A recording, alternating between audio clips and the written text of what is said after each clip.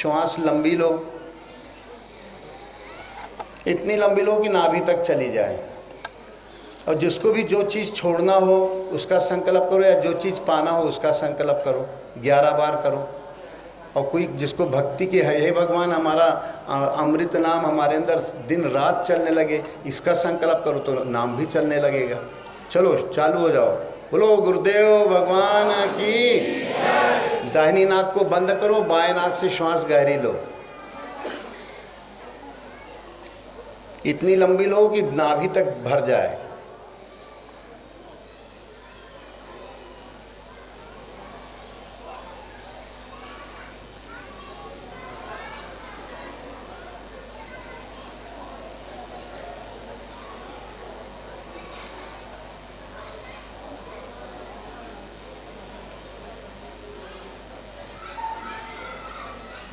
जितना संकल्प तीव्र होगा, आपकी जो इच्छा होगी 11 बार। जैसे हमने तो कहा कि हे गुरु महाराज, आपके चरणों में बुद्धि जो है अविरत बोध करती रहे, ऐसे आप लोग अपने अंदर अपने अपने संकल्प बना सकते हैं। और कोई जैसे नशाखोर है तो कहे हे भगवान हमारा फलाना नशा छूट जाए, तो दिन में 2-3 बार इस तरह संकल्प करो, 5 बार 6 बार करो, 11 के एक बार में 11 बार संक्षेप में वो संकल्प बनाओ। अब जहाँ इतने लोग आए, हम इनके लिए एक हमेशा इनका कल्याण हो, सदा जो है ये लोग आत्मस्वरूप को जाने, भक्ति आवे सबके अंदर, शुभेच्छा आवे, इसके लिए हम संकल्प करने वाले हैं।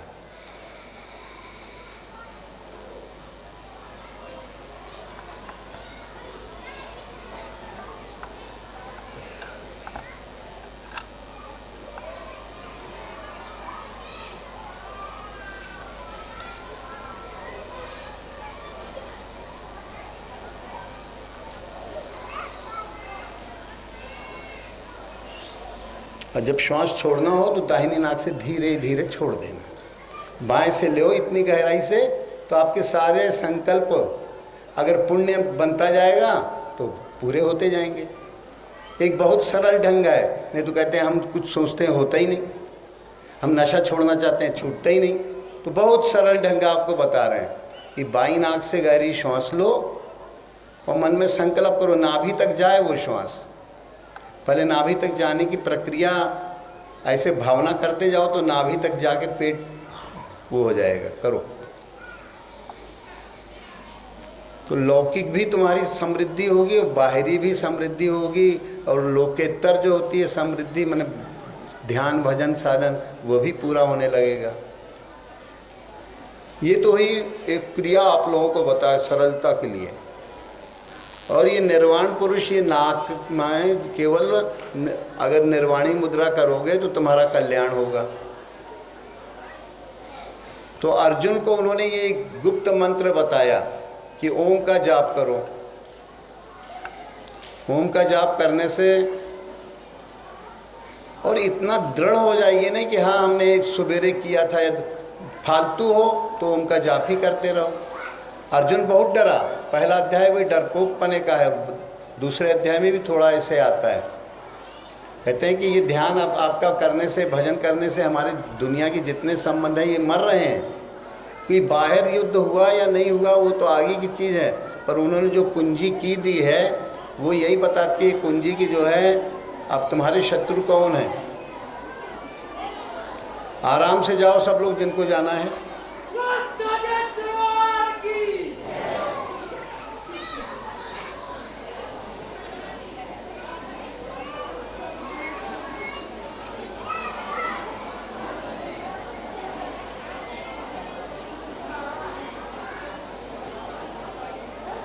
ये ओम नाम का जाप करने से और ये निर्वाणी मुद्रा बन जाती है, और कोई नाम निकलता नहीं, सारी वाणियाँ शांत हो जाती हैं।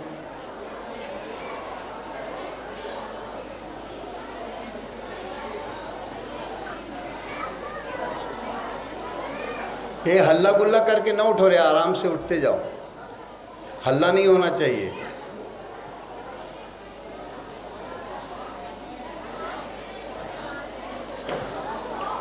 अब थोड़ा समय ज़्यादा हो रहा है तो उसमें कितना बजा है? 3 बजे, ठीक है पंगत के जी लेंगे। तो भगवान कृष्ण फिर समझाते समझाते समझाते तीसरे अध्याय में बताया कि यज्ञ जो है, असली यज्ञ तो यही है,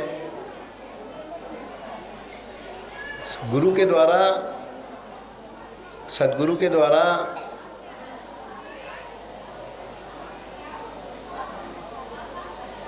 शिष्य को बताया गया कि जो ये विकार हैं तेरे, यही तुम्हारे सबसे बड़े शत्रु हैं। भगवान तो 24 घंटा तुम्हारे पास ही है। इंद्रियाणि पराण्याहु इंद्रियेभ्य परम मन, मनसस्तु परा बुद्धि, बुद्धयो परतस्तु स। तो अब जो कुछ भी दुनियादारी का प्रपंच दिख रहा है, ये इंद्रियां नहीं होंगी तो कहाँ से देख लोगे, आँख नहीं होगी तो क्या देख लोगे, कान नहीं होंगे तो क्या सुन लोगे। तो इंद्रियां जो है विषयों से परे हैं वस्तुतः। अगर वो इंद्री का बाहर तरफ खोलो ना तो दिखेगा ही नहीं कुछ, सही रूप में अगर है। और दूसरा, मन से भी सूक्ष्म क्या है, बुद्धि। अगर बुद्धि में निश्चय हो गया कि ये चीज़ नुकसान वाली है तो तुम्हारा मन उधर का संकल्प ही नहीं करेगा। तो इंद्रियाणि पराण्य हुई इंद्रियेभ्य परम मन। इंद्रियों से सूक्ष्म कौन है, तुम्हारा मन। मन जिस इंद्री के साथ रहेगा, अगर मन में संकल्प है कि हमें ओम ही ओम सुनना है, तो दाहिनी कान से तुम ओम ही ओम सुन सकोगे। दाहिने कान के पास अपनी सुरता ले जाओ तो वहाँ ओम के अलावा कोई शब्द उठेगा ही नहीं। कहें इंद्रियों से विषय इंद्रियां विषयों से सूक्ष्म हैं, क्योंकि इनके बगैर कोई विषय का ग्रहण नहीं होता। देखना, सुनना, स्पर्श, रस, गंध। दूसरी चीज़ बताई उन्होंने कि इंद्रियों से भी सूक्ष्म क्या है, मन। मन में जिधर का संकल्प होगा उसी द्वार की इंद्रियों से मन भागेगा, जहाँ का संकल्प। पर अगर मन के संकल्पों पर नियंत्रण करने वाली तुम्हारी बुद्धि होती है, बुद्धि में जो निश्चय कर लोगे ये उपादेय है, ये है, इसमें कल्याण नहीं है हमारा,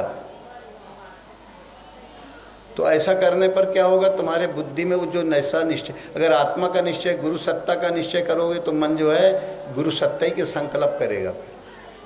नहीं तो पता बुद्धि में निश्चय है कि जहर खाने से मरते हैं, फलाना नशा करने पर ज़िंदगी में आदी हो जाते हैं, तो इसका संकल्प क्यों करें। बुद्धि में इसका निश्चय नहीं करेगा तो मन में संकल्प ही नहीं होगा कि हम बीड़ी पिएं, गांजा पिए, तंबाकू खाएं, गुटखा खाएं और कुछ अलाय बलाय नशा करें।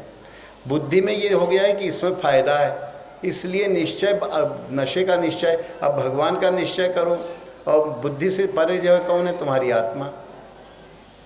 आत्म स्वरूप में स्थित जो सत्पुरुष हैं वो, या तुम्हारी आत्मा। पर आत्मा को तुम जानोगे नहीं, क्योंकि पैदा होते ही जो है रोना ही रोना लग गया। जगत के निश्चय बलवत्तर हो गए। इन जगत के निश्चयों के बलवत्तर होने के कारण तुम्हें उधर ही के संकल्प होते हैं और जगत को सच मान बैठे। और अगर कोई बहादुर है, गुरु महाराज का आश्रय लेकर के, हमारे गुरु महाराज को, उनके गुरु महाराज एक बार बोले कि जा तेरे छाती में बाल हो तो जा धारकुंडी में रहो। तो गुरु महाराज बड़े लघुता ते प्रभुता मिले और प्रभुता ते प्रभु दूर। कहें गुरु महाराज हमारे अंदर बिल्कुल छाती में बाल नहीं है। अगर आप की कृपा हो तो बाल न होंगे तो बल थोड़ी बाल देंगे, वो आपकी कृपा का बल हमको मिलेगा। तो गुरु महाराज आपकी कृपा होगी तो रह सकते, नहीं तो हम नहीं रह सकते। सरकार, बहुत पुरानी बात है, जब गुरु महाराज सन 56 में, धारकुंडी उत्तर प्रदेश मध्य प्रदेश की सीमा से लगा हुआ, 3 किलोमीटर उत्तर प्रदेश की सीमा है। तो गुरु महाराज हम लोग को बताया भी करे, गुरु महाराज कहे कि तेरी छाती में बाल हो तो जा धारकुंडी में रहो। वो शेरों की गुफा थी, शिकारियों का स्थान था, झरना भी बहता है, निर्माण कार्य नहीं था, कोई गुफा थी एक। तो गुरु महाराज का ये वचन सुन के, अच्छा ठीक है, जो ते कह रहे हो यही है, हम तुम्हें परखत रहे कि अगर तुम तेजी में कह दोगे हमारी छाती में बाल हैं, छाती के बाल कोई महत्व नहीं रखते। असली छाती मतलब हृदय में गुरु महाराज का बल अगर होगा तब तो बनेगा। छाती मतलब हृदय, और बल किसका, गुरु महाराज का। और गुरु महाराज का बल नहीं होगा तो फिर कुछ भी बुद्धि काम नहीं करेगी। बाहर बाहर बचकेगी। तो उनका कि महाराज हमारे छाती में बाहर से बाल हो भी, क्योंकि गुरु कहे अंदर से हमारे कोई हृदय में, हमारे यहाँ सब आध्यात्मिक रूप में समझाया जाता है। कहे छाती मने हृदय, हमारे हृदय में अब मैं तुझे जाने हो संसार। तो एक गोस्वामी जी का भजन है, थोड़ा सा एक दो लाइन। अब मैं तुझे जान्यो संसार, बांधि न सकै मोहि हरि को बल, प्रगट कपट आगार।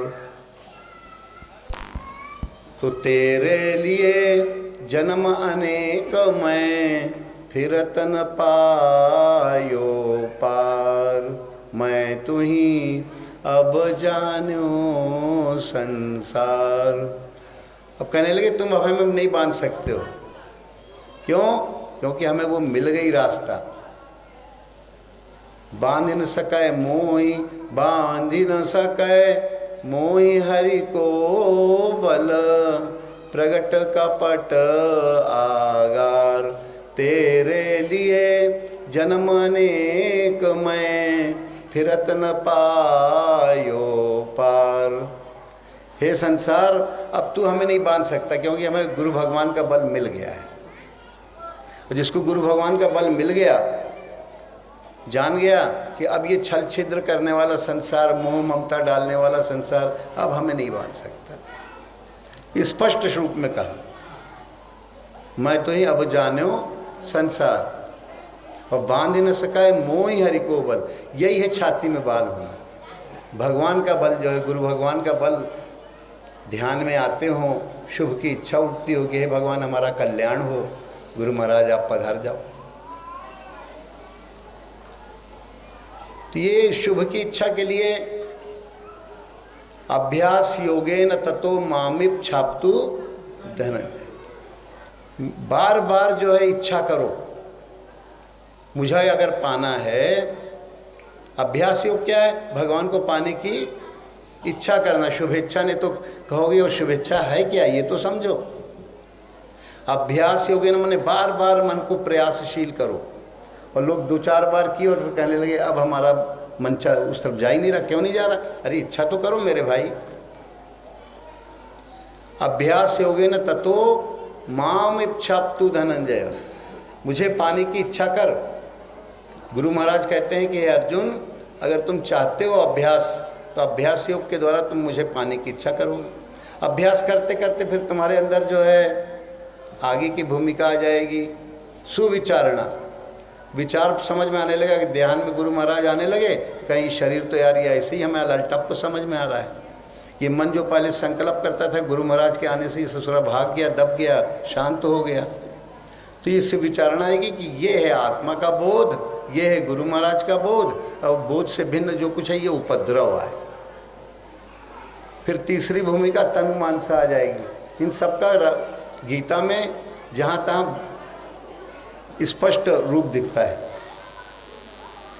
फिर उन्होंने कहा कि देखो युद्ध तो करना ही पड़ेगा। जही शत्रु महाबाहो काम रूपम दुरासदम। तुम्हारी जो इच्छाएं हैं यही तुम्हारी सबसे बड़ी शत्रु हैं, इनको मारो। जही शत्रु महाबाहो, तीसरे अध्याय के अंत में। जही शत्रु महाबाहो काम रूपम। ये कामनाएं उठती रहती है जीव के अंदर। एक घड़ी को भी जो जीव जो है स्वस्थ नहीं रह पाता, सुखी नहीं रह पाता। इच्छा पे इच्छा, इच्छा पे इच्छा, इच्छा पे इच्छा करता जाता है। और वो इच्छाओं भगवान को, गुरु भगवान को पाने की इच्छा शिष्य रूपी अर्जुन करने लगता है, तो आगे की भूमिका में प्रवेश कर जाता है। तो उसी में गीता में 12वें अध्याय में कहा भी गया है, श्रेयो हि ज्ञानम अभ्यासात् ज्ञानात् ध्यानम विशिष्यते, ध्यानात् कर्म फल त्यागम, त्यागात् शांति निरंतरम।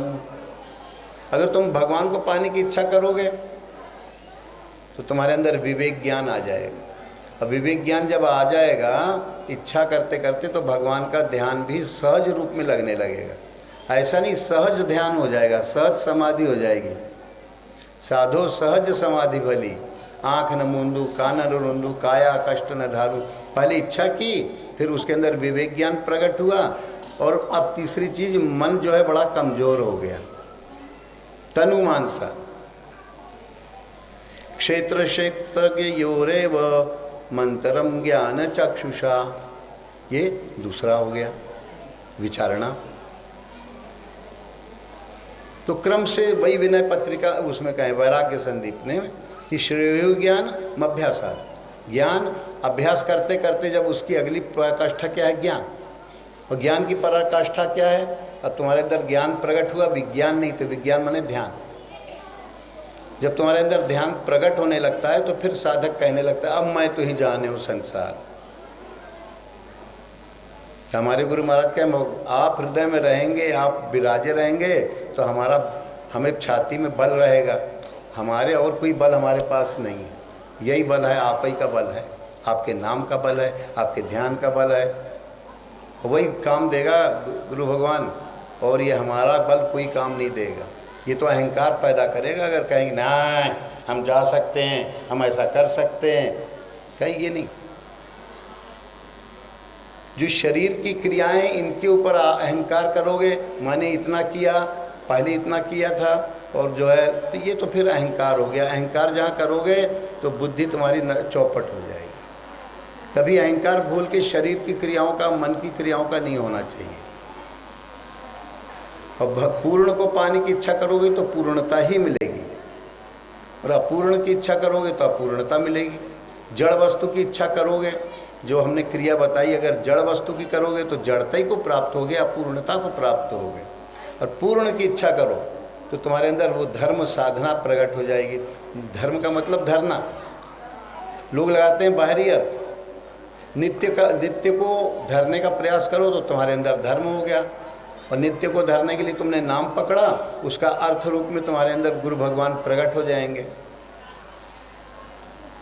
तो धर्म अर्थ अब करते करते गुरु महाराज प्रकट हो गए तो पूर्ण काम हो गया, क्योंकि पूर्ण की उसने क्या की थी, इच्छा। एक कुंजी बता रहे हैं, पूर्ण की इच्छा करोगे तो पूर्ण काम हो जाओगे। जहाँ पूर्ण काम हुए तो मुक्ति हो गई पूरे जगत जाल से। 13वें अध्याय में ऐसा क्षेत्र क्षेत्रज्ञोरेव मंतरम ज्ञान चक्षुषा। फिर 14वें अध्याय में गुणों की कला बताए, कौन गुण प्रकट होने पे क्या होता है, कौन गुण प्रकट होते हैं। सतोगुण को पकड़ो। फिर 15वां अध्याय तो पूरा शास्त्र ही है। इति गुह्यतमम शास्त्र, ये गुप्त से गुप्त शास्त्र है। बहुत बड़ी बात उसमें कही गई। ऊर्ध्वमूल मध शाखा अश्वत्थ प्राहुरव्यय छंदासी यस्य पर्णानि यस्तम वेद स वेदविद अधश्च ऊर्ध्व प्रसृता तस्य शाखा गुण प्रवृद्धा विषय प्रवाला। तो अधश्च मूल्यान अनुसंततानि कर्मानुबंधिनी मनुष्य लोके। बहुत ऋषियों ने हमारे बहुत पहले शोध लिया था कि दिमाग जो है आपका, जिसके अंदर ये सब ज्ञान कला, अज्ञान होने पे अज्ञान कला रहती है, अगर वहाँ पर है तो वो उसकी मनुष्य का शरीर ऊर्ध्वगामी है। अधश्च ऊर्ध्व प्रसृता तस्य शाखा गुण प्रवृद्धा विषय प्रबाला अधश्च मूल्यान अनुसंततानि। जो नीचे जड़ गई है मनुष्यों को, तो मनुष्यों को दुख देती है। माने मस्तिष्क से ये जड़ जो है रीढ़ की हड्डी के रूप में नीचे तक चली गई है, और प्राणियों की आड़ी रहती है इसमें। अधश्च मूल्यान, सिर के नीचे गई है। कहाँ गई है? और बाकी के प्राणियों में तिर्यक हैं, 4 पैरों वाले हैं या रेंगने वाले हैं प्राणी, उन सब की जो है कैसी है, नीचे नहीं गई है, तिरछी गई है। और ये ऋषियों ने बहुत पहले हमारे शोध लिया था, और आज वैज्ञानिक कह रहे हैं कि रीढ़ की हड्डी के द्वारा सब ज्ञान तंतु जुड़े हुए हैं मस्तिष्क से, और वो मनुष्य ही में नीचे तरफ गई और किसी प्राणी में नहीं गई। ये बहुत पहले हमारे ऋषियों ने शोध कर लिया था। अधश्च मूल्यान अनुसंततानि कर्मान बंधिनी मनुष्य लोके। ये किसी भी पुस्तक में नहीं लिखा है, पर गुरु महाराज अंदर से बताए तो हम आपको बता रहे। बाकी प्राणी तो जो है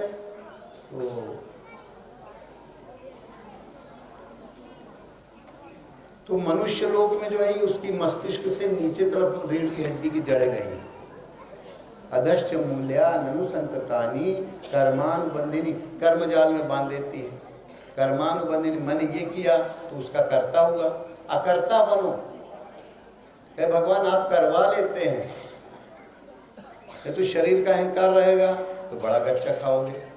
फिर एक अंत में उन्होंने निश्चय दिया, यस्य नाहं कृतो भावो बुद्धिर यस्य न लिप्यते हत्वापि सैमां लोका हत्वापि सन्निबध्यते।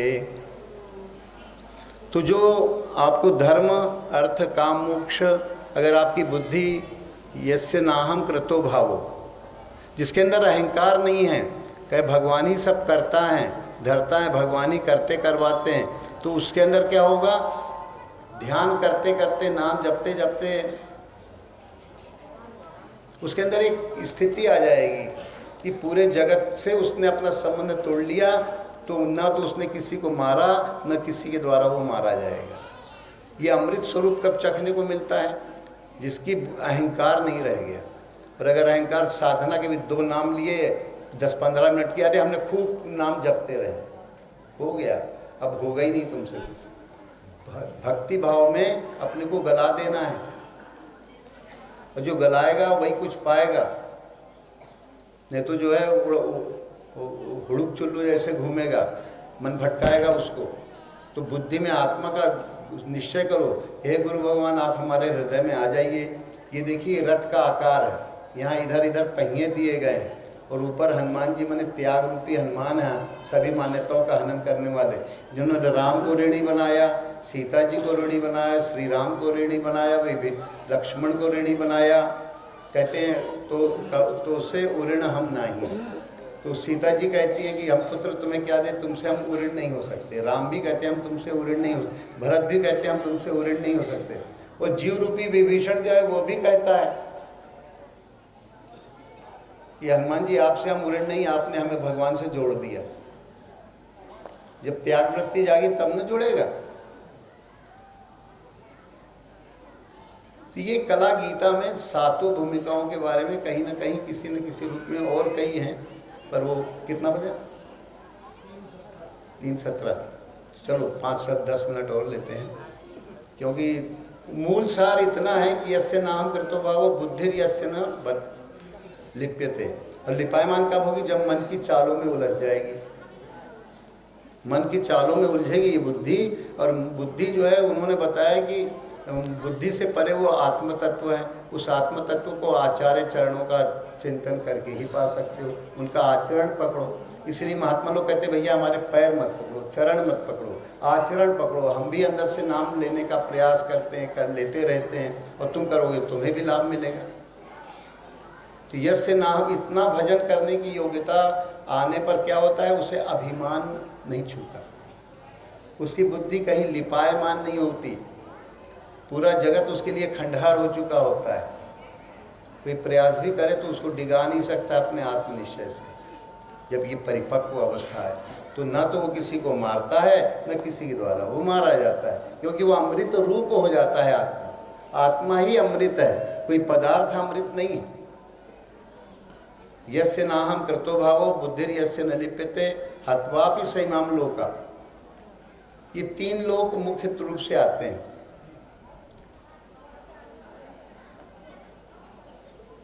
स्थूल, सूक्ष्म और कारण, ये तीनों लोक क्यों कहलाते हैं, क्योंकि आत्मा से ही आलोकित है। जासु सत्यता ते जड़ माया भास सत्यव मोह, मोह की सहायता पाकर सत्य के आधार से, जैसे कहीं रस्सी पड़ी, एक मोटा उदाहरण बहुत दिनों से चलता है, या रेत में पानी दिखना, तो रस्सी में सर्प दिखना, अधिष्ठान उसका क्या है, आत्मा। आत्मा के अधिष्ठान से ही मन ने तमाम कल्पनाएं, ब्रह्मा जो है उसने तमाम रचनाएं कर करके और जीव को जो है बिल्कुल अपना भटकने के लिए भी बना दिया। और कभी ये छूट भी जाएगा अगर उसके अंदर छूटने की इच्छा हो और गुरु महाराज का आश्रय पा जाए। गुरु महाराज के ज्ञान को पकड़ ले। तो गुरु महाराज का ज्ञान जो है रामायण में 2 जगह विशेष रूप से आया, अनुभव रूप में। गुरु शंकर हैं और शिष्य की बुद्धि पार्वती है। जो उस लक्ष्य को, ऊंचाई को, पर्वत को, लक्ष्य सबसे बड़ा ऊंचा क्या है? आत्मा का अनुभव, और उसके लिए गुरु महाराज का सानिध्य प्राप्त किया।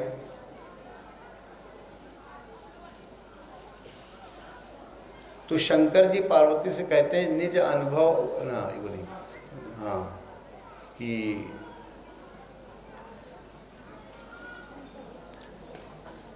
क्या,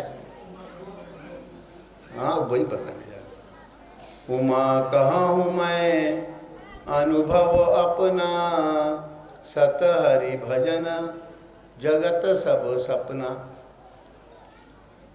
उमा कहूँ मैं, हे शिष्य हम तुम्हारे लिए अपना अनुभव, निज अनुभव बता रहे हैं। भगवान की ही सत्ता है, जब सत्ता है तो उसी सत्य का अनुसरण करो। उमा कहूँ मैं अनुभव अपना, सत हरि भजन, जगत कैसा है? सपने जैसा। जगत सब सपना, मतलब न तो उसे झूठ कह सकते हो, जब सपना देखते हो तो सच लगता है, और जब जाग जाते हो तो कह रहे सपना है, सपने होए भिखारी रप रंक नागपति होए। सपने में कोई भिखारी राजा हो जाए और राजा भिखारी हो जाए, पर बाहरी जगत में थोड़ी ऐसा दिखता है, वहाँ तो जैसे थे वैसे ही है। तो ये अमृत जो है, सत्य जो है, जो सदा एक रस देश काल से अतीत जो सत्य है आत्मा का अनुभव, वही सत्य है। सत हरि भजन और जगत सब सपना है। जय जागे जय जाने जग जाई हिराई, और जागे जथा स्वपन भ्रम। जैसे स्वप्न का भ्रम जाता है, ऐसे नाम की निष्ठा, गुरु महाराज की भक्ति, गुरु भगवान से इच्छा बार बार करना कि गुरु भगवान आप हमारे अंदर नाम रूप से, ध्यान रूप से। वो युक्ति भी बताती है, बाई नाक से गहरी श्वास नाभि तक लो, और फिर जो संकल्प करोगे वही फलीभूत होने लगता है। पर हाँ, दिन में 4-5 बार ऐसा करना पड़ेगा। जब तुम्हारा 11 बार वो संकल्प दोहरा लोगे तो तुम्हारे अंदर वास्तव में वो तुम्हारा किया हुआ संकल्प तुम्हें सत्य संकल्पता की ओर ले जाएगा। तो बहुत अच्छा उन्होंने बताया कि यस्य नाहम कृतो भावो बुद्धिर यस्य न लिप्यते हत्वापि स इमाम लोका। इन सबको तुम अपने मन के द्वारा मार दोगे, बाहरी जगत को तो कोई मार नहीं सकता है, खत्म भी कर दोगे। पृथ्वी में बताते हैं कि कभी पहले बड़े बड़े डायनासोर माने दानव असुर थे, जो 50-50, 100-100 फीट लंबे चौड़े थे, और वो सब कोई एक उल्कापात हुआ। वैज्ञानिकों की कल्पना है, उल्कापात होने से सब प्राणी जीव खत्म हो गए, और कोई गुफा कंदरा में पड़ा हुआ था कोई मनुष्य जाति का, तो वही बचे, और फिर धीरे धीरे सब बच गए, नए निर्माण हो गया बीज रूप में। किसी जंगल को कोई पैदा नहीं कर सकता, जंगल का संरक्षण हो जाए तो पेड़ अपने आप वहाँ बढ़ जाते हैं। ऐसी सृष्टि में तरह तरह की योनियाँ फिर से तैयार होने लगती हैं। मनुष्य योनि